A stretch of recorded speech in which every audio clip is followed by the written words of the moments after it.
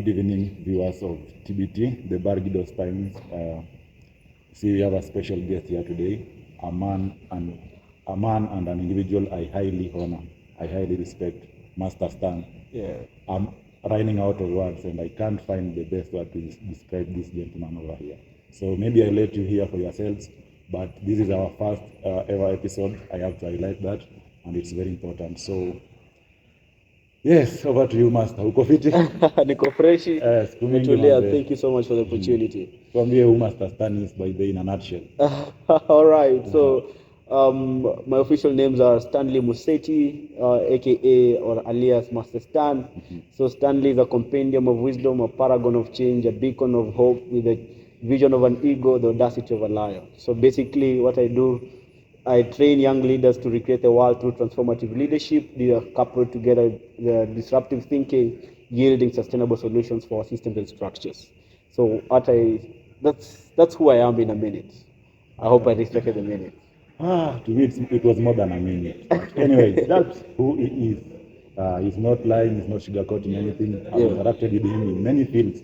That's who Master Stan is. Yeah. So, Stanley, or should I call him Museti? Yes. Recently, there's this issue of femicide Uh-huh. in our country, and as university students, I thought it was wise for us to delve into that topic a little bit and address it. Yeah. What is your understanding of femicide as an individual? Femicide, I think it's one of the trending issues so far right now. Yeah. The act of killing women ruthlessly, the act of just clearing the female gender because of other interests or because of other issues. But then it's become a femicide because over a trend, we've had death of women escalating day in, day out. Then sasa imeifanyika kuwa something like a small pandemic.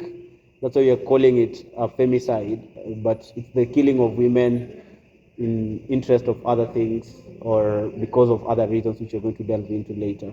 Yeah, so I'm still at the pandemic, something you said pandemic. Yes. See, we have quite a vocabulary here. Uh-huh. So before we move to our next question, or rather the first question, what's the thin line that distinguishes femicide to GBV and domestic violence? Okay, GBV, domestic violence, and femicide. So GBV stands for gender-based violence, Right, and yeah. gender-based violence is not one way. Yeah. That is both male and female. Yeah. Then domestic violence, this is violence that is occurs mostly in married couples, people while you're interacting with each other, families begin to fight amongst each other, amongst married individuals. Yeah. But then femicide is specific to female. Yeah. Domestic violence, as you've noted, it's capturing both genders. It could be a male to female or a female to male. Then domestic violence, it could also be from father to children or children to father and all those things. Yeah. Yeah. Nice. And by the way, now that you are hearing about femicide and everything, Yeah. is it a thing of the past or is it something new? And if it's something from the past, it's obviously means that it's something from the past and it's escalating. What are some of the reasons why you think femicide is increasing if it's a thing of the past? But maybe you can tell us whether it's a thing of the past or it's something that's just new to the society. Femicide has been there with us for quite some good time. Yeah. And I think only that you've experienced it at lower levels. Yeah. The same way in Uganda, there was the genocide fight. It came up just slowly as people were fighting because of tribalism and the politics around it. Yeah. Is this similar to femicide? Femicide is now an escalation of what we've seen as an influx in the relationship between the man and the female. Yeah. And when it comes to gender roles, the parity between what a man is supposed to be doing and what a woman is supposed to be doing, the disrespect that comes with me being a lady, you being a lady and me being a man, the interaction we've had as we grow or as we become men of value in the society has slowly escalated into this particular conversation. Yeah. Because looking at these conversations we have in gender inequalities and all those things, the 1/3 rule, the 2/3 rule, Yeah. it has come to ensure that we are having a balance in the way we are doing our politics or in the balance in the way we are interacting with each other. We look at human rights. There are specific rights that are for women, there are specific rights that are for men, all distinguishing us as independent beings. So this thing is not a thing of the past, but the problem that is escalating right now, it's a result of things that have piled up over time. And as we are going to delve into it, you realize that it's very subjective in the sense that the fight is against the gender right now and not the act. Yeah. But I would have preferred that the fight would have been on the act and not the gender, because many men are doing well. Not all men are killing women. Many men are doing absolutely well. Many men have moral standing. Many men have a say against the gender, the femicide thing. But then the fight now is targeting the man.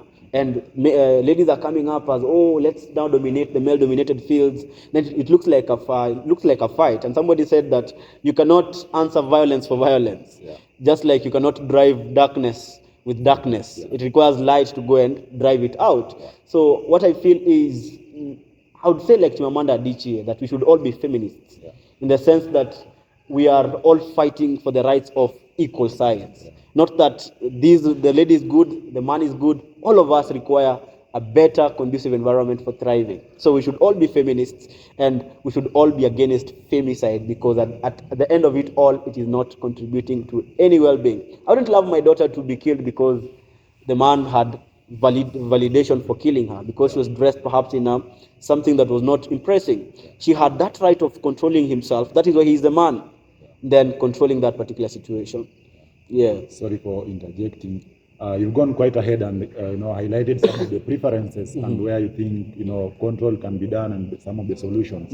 Now, maybe our last question, because time has gone. What do you think the government, in collaboration with the media, can do to help, regulate? I can't say to end it, but to regulate the amount of killings we get for women, or rather femicide as a whole. Okay, so matters regulation. I think the sexual act is very clear. The only thing that we are missing on is executing. I'm looking forward for penalties being inflicted on these people who are doing these things, and let it be very much strong on them. Let's see these people being arrested, and we can see justice meeting. It's a meeting where the rubber meets the road.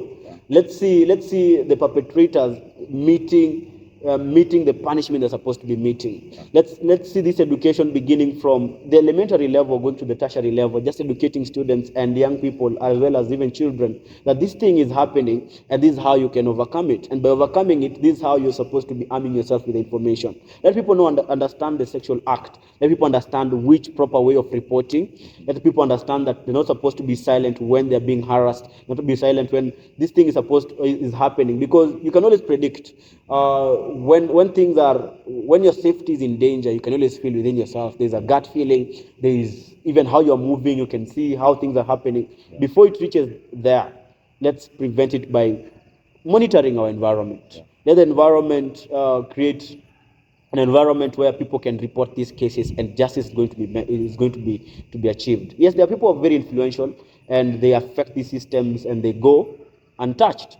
But then the question is, for those that are making this possible for them, is it justice to the children of the people who have undergone this, or not even for themselves? So let them take time. Let the government take time and be strong on the stringent rules they set up, and perpetrators meet the punishment they're supposed to be meeting. And also let us be protective on our side. Before this comes, you have to give consent. You go from your home to that particular place. It's very subjective, but protect yourself by whichever means you can try. Just try to limit the chances of you getting into that particular mess. I'm not saying that we avoid meeting, we avoid interactions. I'm just saying prevention is better than cure. If you know that there is a ditch ahead of me, or there's a place I can fall into trap ahead of me, better prevent it by perhaps reading in between the lines, looking at the possible outcomes, and being very much open to the reality that there are chances of you getting into a mess only if you can prevent yourself. You want to get into it. Yeah. So you've seen as well, and you've also heard from the man himself, Stanley Museti. And that, dear viewers, is what I call an encyclopedia. A very microscopic, and I don't want to mention it all. He's given his remarks, and I want to let Stanley go and rest because he's a very busy man. But as his parting shot, Stanley has mentioned that let us all be feminists, right? So I want Stanley to, as his parting shot, to differentiate for us or tell us his view. Do you think gender equality can ever be achieved? Because we have a difference between equality and equity. Now, do you think we'll ever achieve gender equality? Gender equality, to me, I have the supposition that it may never be achieved. Yeah. Because the distinctions, leave alone societal norms, Yeah. the makeup of a man, Yeah. the makeup of a man is in the sense that it is hard to achieve that one, but equity is possible. Yeah. The rights are very relative, and you can have rights of people respected without them trying to look like or identify them in the makeup of the other gender. So Yeah. equality is something not achievable right now. Yes, they're pushing for it, but I don't think it's gonna see the light of the day because of how the nature of it, the science behind equality does not allow does not allow us to accept that it's going to achieve it. But equity is possible. We can have balanced rights. We can have rights that are allowing us to interact with while respect each other's rights. We can have dignity for each other, but we cannot match the demands of the roles each of the people play. The man will still remain the man, and the woman will still remain the woman, irrespective of the society, just because that's how we are created to be. Yeah. That was Stanley Museti, and I'm looking forward to hosting him again because there's quite a lot of wisdom and knowledge that needs to be dispensed. So we together, myself and Museti, are looking forward to making another episode of this, and that was our time for now. Goodbye.